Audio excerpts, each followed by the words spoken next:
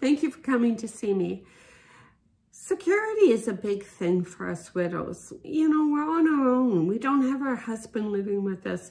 It's scary sometimes to be faced with situations where there's a sudden knock on the door and it's late at night, or we hear a noise outside, or maybe we live out in the country and there's just nobody around and it's a bad storm and hydro goes out. Or we're in the city and we're renting and there's a lot of noise going on around us and we don't know what is a good noise or a bad noise because we're used to all this outside traffic outside our door. We need to take some control of this situation. If not, we're going to live in fear.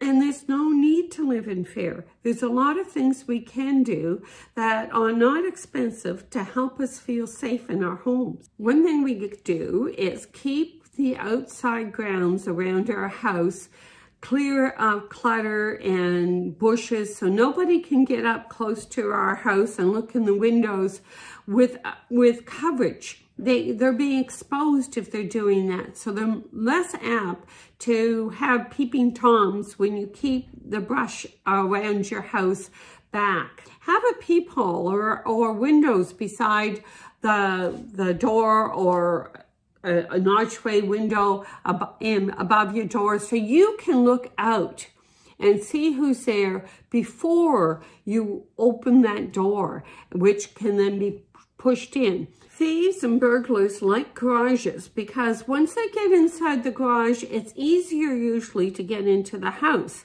So be careful about your accesses to the garage. If you have a garage side door, make sure it's just as sturdy and as strong of a door as your front and back door. Because if they can get into the garage, usually the door between the garage and the house is not a heavy duty locked security door. So please be careful about that. Now, security doesn't always mean security from other people. Security and safety comes from inside the house for your safety too. Be careful about having little mats all over the house. As we get older, it's easy to slip on these mats.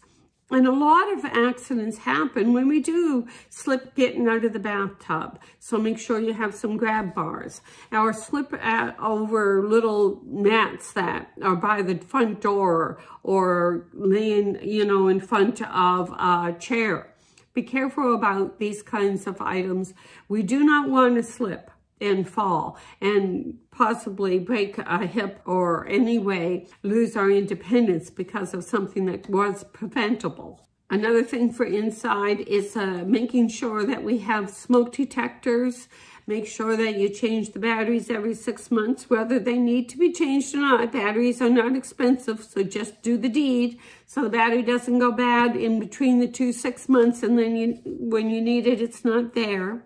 Make sure that you have a safety chain on your doors. Make sure you have outside lights that are on. If you can afford a security system, for sure, go after it. But if not, make sure your property is well lit. Make sure that you leave lights on when you go out. So when you come in, you're not coming into a dark house.